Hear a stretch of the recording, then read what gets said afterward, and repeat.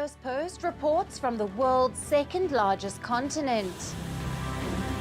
Hello, I'm Alison Lagrange. A very warm welcome from Durban, South Africa. We get you the news and the newsmakers from Africa. From elections to climate change to innovations and opportunities.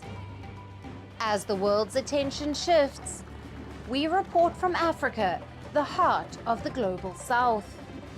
Join me every weekday live on First Post.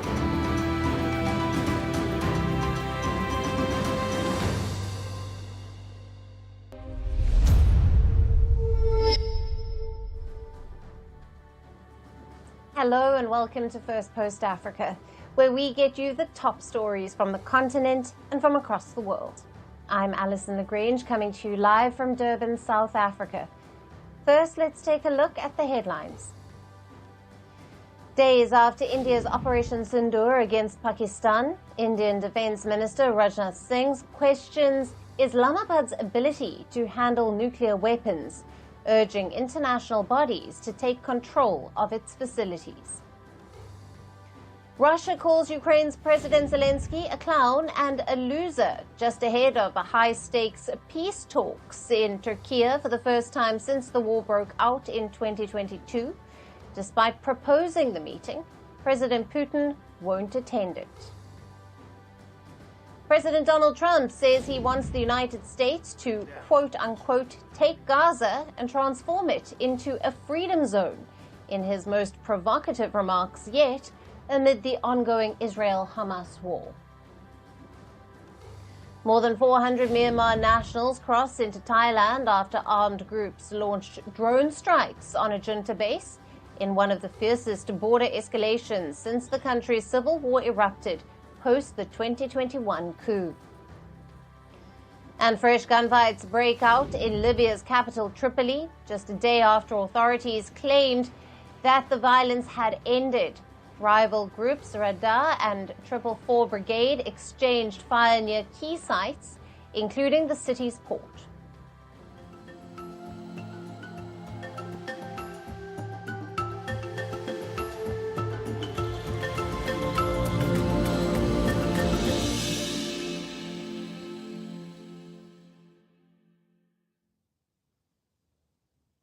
Hello and welcome. We start with the latest developments from South Africa. Its relationship with the United States has been souring and fast. So in an attempt to prevent a fallout, South African President Cyril Ramaphosa will pay a visit to the United States next week. He is scheduled to meet US President Donald Trump in Washington on the 21st of May. According to Ramaphosa's office, the meeting will focus on bilateral, regional, and global issues of interest. Ramaphosa is going to Washington to clear the air.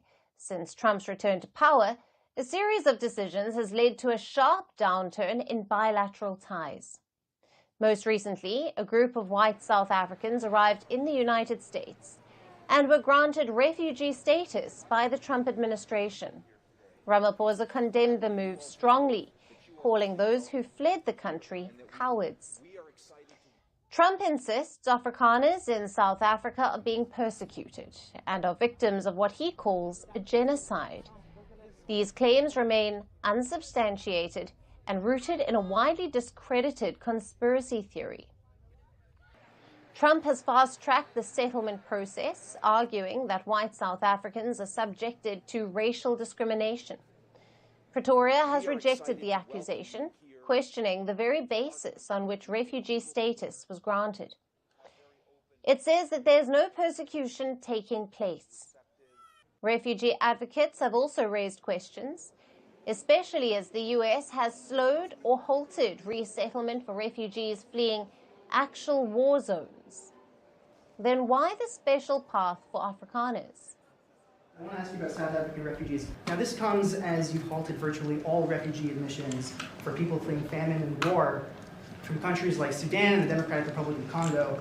Why are you creating an expedited path into the country for Afrikaners but not others? Because they're being killed, and we don't want to see people be killed. Now, South Africa leadership is coming to see me, I understand, sometime next week. And, we're supposed to have I guess a G20 meeting there or something, but we're having a G20 meeting. I don't know how we can go unless that situation's taken care of, but it's a genocide that's taking place that you people don't want to write about, but it's a terrible thing that's taking place, and farmers are being killed. They happen to be white. Adding to the controversy, the U.S. State Department refused to answer questions about how the refugees' travel was funded. UN's International Organization for Migration has told ABC that they were not involved in administering any loans. Now, typically, they would be the ones to run loans funded by the State Department to pay for refugees to come to the United States to cover those travel costs. I'm wondering, can you speak to how that travel was funded, or say anything more about whether the State Department is giving out any loans in this case? I'm not going to talk about specific relationships we have with organizations. I'm also not going to talk about operational details in terms of how we're implementing the priorities laid out by the President and Secretary Rubio. Ramaphosa is watching all of this closely and wants to salvage what's left of the U.S.-South Africa relationship. He had hinted last month that a meeting with Trump was on the cards. President Trump and I also agreed to meet soon to address the various other matters regarding our relations between South Africa and the United States. We both spoke about the need to foster good relations between our two countries.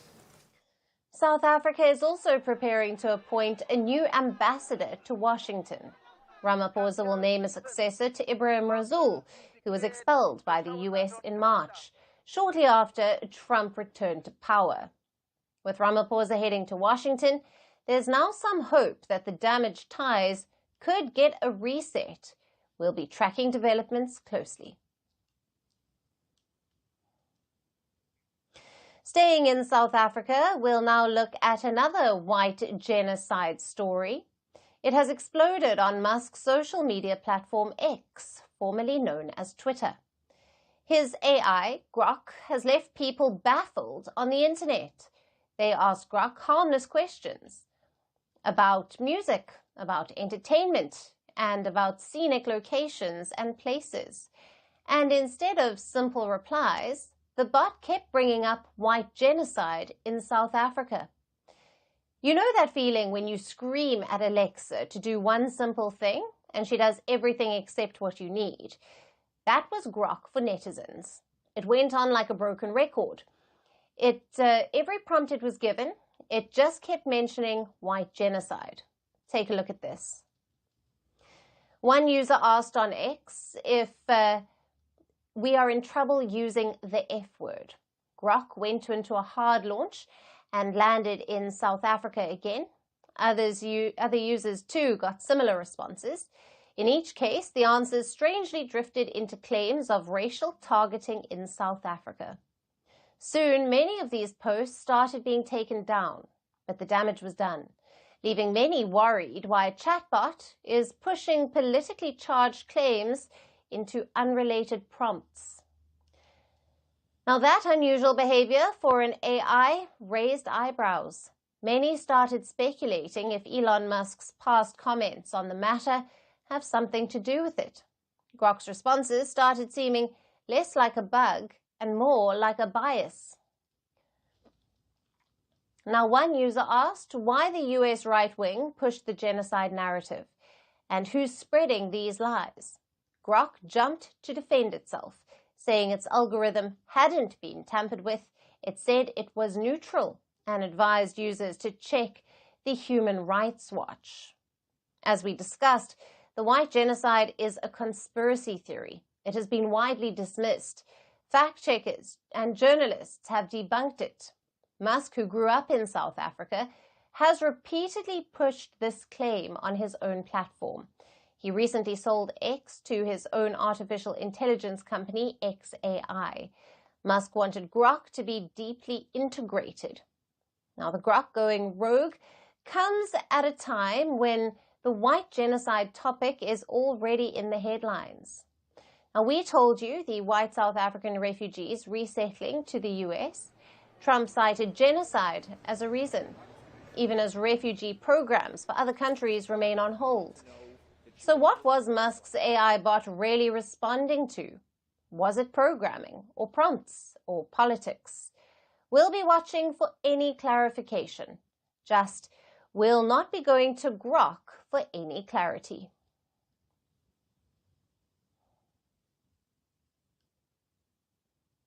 And shifting focus to East Africa, it looks like there's no end to Kenyan President William Ruto's controversies and criticism. His latest state visit to Beijing is now under scrutiny from the United States Senate.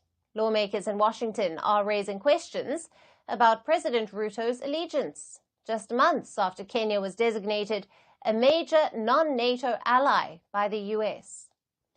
The scrutiny follows Ruto's speech at Peking University last month, where he reportedly described the current global system as quote-unquote broken and no longer fit for purpose. Ruto further said that Kenya and China were so-called architects of new fairer order. In a world where globalization is no longer an option, but an existential imperative, any polarization is undesirable, unnecessary, and untenable. Those comments have now prompted a sharp response from US senators. On Tuesday, the US Senate Foreign Relations Committee held a special session on East Africa, where lawmakers, including Senator James Risch, has asked whether Kenya's alignment is shifting. Many African nations maintain troubling ties with China, including key national security partners. Just last month, President Ruto declared that Kenya a major non-NATO ally and China are co-architects of a new world order. That's not just alignment to China, it's allegiance. Rich further warned that relying on leaders who openly embrace Beijing could be a strategic mistake, and suggested it may be time to reevaluate America's relationship with Kenya. We must stop building U.S. policy in Africa around individual leaders and instead focus on strengthening institutions, expanding private sector ties, and empowering the region's young and dynamic populations. The U.S. maintains substantial economic and security interests in East Africa. Kenya was designated a major non-NATO ally under former President Joe Biden, a status that comes with preferential access to military equipment, training, and defense loans. The U.S. has also partnered with Kenya in counter-terrorism operations in Somalia. But in recent years, Nairobi has grown closer to Beijing, which, through its Belt and Road Initiative, has been funding crucial infrastructure projects across Kenya. During his state visit to China in April, Ruto described the two countries as all-weather strategic cooperative partners and reaffirmed Kenya's commitment to the One China principle. Your Excellency, Kenya-China relations, a relationship deeply rooted in a historic, resilient, and all-weather friendship that has endured the test of time. Coincidentally, while the Senate hearing was underway in Washington, President Ruto was hosting a Chinese delegation at State House, discussing ways to boost Kenyan tea exports to the Chinese market. Meanwhile, Ruto's ruling party, the United Democratic Alliance, is also reportedly deepening ties with China's Communist Party, a growing political alignment that's only adding to concerns in Washington. And despite Kenya's status as a U.S. security partner, its deepening engagement with Beijing is now forcing a bigger question. Is Nairobi still firmly on America's side, or is it looking east?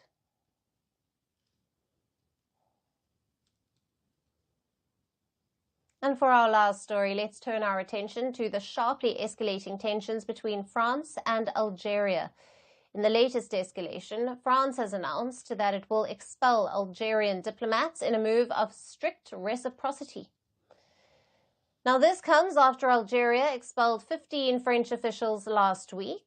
This marks a significant downturn in the already strained relationship between the two nations. The French Ministry of Europe and Foreign Affairs confirmed the decision in a statement, revealing that Algerian officials had been summoned and informed of the expulsions. While the exact number of Algerian diplomats affected remains undisclosed, French Foreign Minister Noël Barrot told the state media that, and I quote, "The Algerians wanted to send back our agents, we are sending theirs back," unquote. Now, this latest development follows Algeria's expulsion of French officials on Sunday. Algiers attributed this move to Paris breaking established diplomatic procedures, particularly concerning the assignment of new diplomats to replace those expelled last month. These reciprocal actions undermine a 2013 agreement that allowed individuals with diplomatic passports to travel between France and Algeria without the need for visas. This escalation further highlights the depth of the current diplomatic crisis. The relationship between France and its former colony has long been fraught with complexities, stemming from issues of immigration and the enduring legacy of French colonialism. These underlying tensions were reignited last year when France shifted its stance on the Western Sahara by backing Morocco's sovereignty over the disputed territory. This move was strongly opposed by Algeria, which supports the pro-independence Polisario Front. Now, the escalating diplomatic standoff now threatens significant economic ties, with over $12 billion in annual bilateral trade potentially at risk. Furthermore, it could create considerable difficulties for the hundreds of thousands of Algerian-born residents of France who frequently travel between the two countries. France is urging Algeria to demonstrate responsibility and to return to a demanding and constructive dialogue, emphasizing that such engagement is in the best interest of both nations. However, with both sides now engaged in retaliatory expulsions, the path to de-escalation remains uncertain. And that's it on the show for today. We will see you again tomorrow at the same time. Thank you for watching, and goodbye.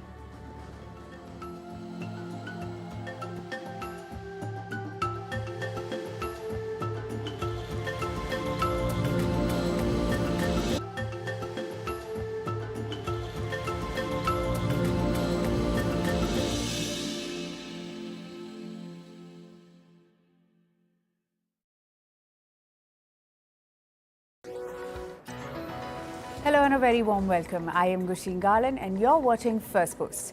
In the next 2 minutes, I get you the top 40 updates from around the world, only here on Fast and Factual. Let's get started. First in from India, Prime Minister Narendra Modi chaired a Cabinet Committee Security Council meeting soon after the meet, in which Indian authorities released details of Operation Sindoor, carried out by the forces against Pakistan. The government said the armed forces carried out the operation in under 23 minutes, targeting its key air bases. The government added that the Indian Air Force successfully jammed Pakistan's